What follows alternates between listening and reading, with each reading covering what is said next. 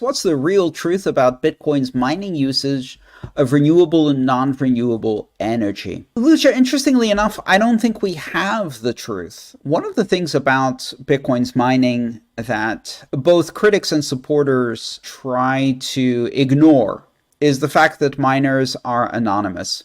And they try to draw conclusions about where miners are based on where mining pools are, even though those are two completely different things. You could have a mining pool in China and it could have miners from Texas participating in it. In fact, that happens. We don't really know where the miners are. We also don't know what electricity they use. There have been a number of informal surveys asking miners or mining companies that have self-identified, that have said, hey, we are doing mining. We are doing mining in this region.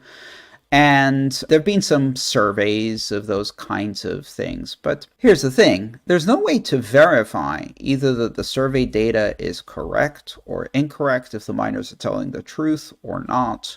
What we do know is that Bitcoin mining can happen anywhere that you have electricity.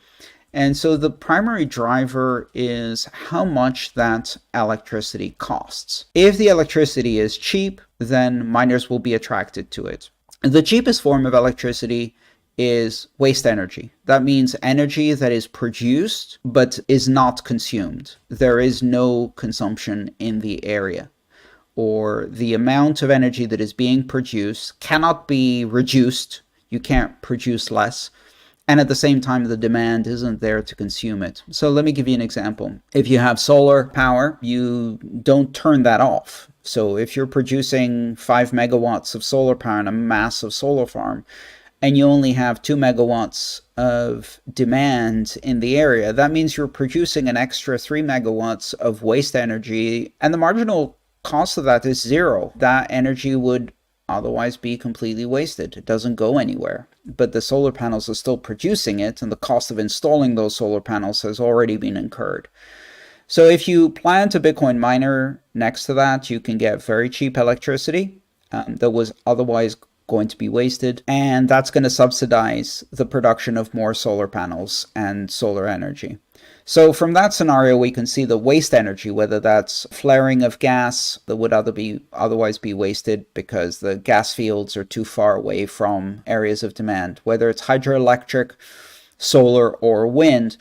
All of those forms of energy tend to have a mismatch between where the energy is produced and where it's consumed. And they also tend to have situations where if you don't use the energy, it's wasted, like it's sitting there. So there's good reason to use that energy and provide it at a very low cost. Bitcoin is uniquely suited to pursuing that type of waste energy and low cost energy. Now, if you have a government that is unconcerned about climate change and carbon output, and they do not either regulate the production of energy so as to prevent harmful production and polluting production, or they don't tax the production of carbon and therefore allow something like a coal burning factory to not only produce energy cheaply, but also not taxing the external factor of the carbon damage that's being done, then yes, Bitcoin miners will locate there and try to consume that energy too. So the problem there isn't that Bitcoin miners are producing demand. The problem you have there is that you have governments that are unconcerned about the damage they're doing to the environment and are not taxing carbon emissions. If you tax carbon emissions, then things that are polluting are financially unprofitable for miners. The electricity cost is too high for miners, and they will migrate to places where you get renewable energy. If you produce cheap energy that is dirty, then miners will go there. And so the real issue with the environmental footprint of Bitcoin has to do with the willingness of governments to regulate the production of harmful carbon into the atmosphere, to regulate pollution, to tax pollution and carbon. It's really not about demand. It's about the quality of energy production. In fact, if governments regulate and tax carbon, then Bitcoin demand actually supports and incentivizes and in a way subsidizes the installation of renewable energy. It creates the kind of demand and economy that is very portable, that makes it very easy to deploy large amounts of solar panels, wind farms, and hydro, and can accelerate the transition of the entire world to renewable energy. So Bitcoin is neither good nor bad. Bitcoin is simply a demand for energy. And if it's matched with politics that are environmentally friendly and policies and tax structures that are not subsidizing fossil fuels and carbon positive polluting production, then Bitcoin is very green. If governments are unconcerned with climate and the environment, then Bitcoin simply provides one more source of demand for factories that are producing energy with a lot of pollution. We shouldn't be worried about how we consume energy. We should be worried about having the political will to reduce pollution and damage to the environment.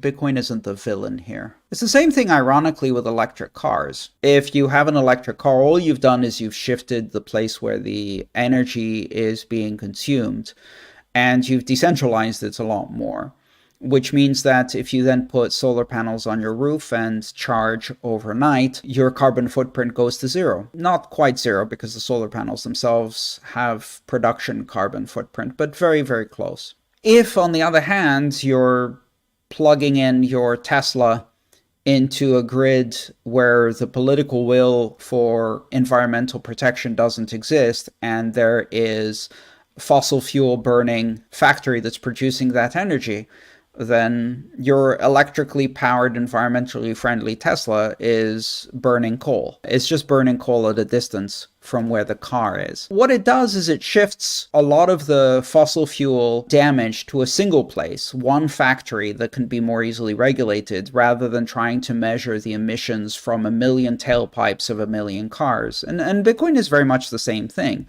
Rather than worrying about, a million little generators producing fumes all around the place, Bitcoin tends to concentrate energy demand and energy production, so you can then focus on a couple of specific energy producers and regulate them and control their carbon emissions. And that makes if there is the political will, it makes the enforcement of pollution and carbon controls much easier. Hi, thanks for watching the video. I'm Andreas. I'm the author of Mastering Bitcoin, Mastering Ethereum, and the Internet of Money series. If you'd like to support my mission of bringing education about Bitcoin and open blockchains to as many people as possible under open, free Creative Commons licenses, please consider subscribing to my channel and supporting me on patreon.com/AANTONOP. Thank you.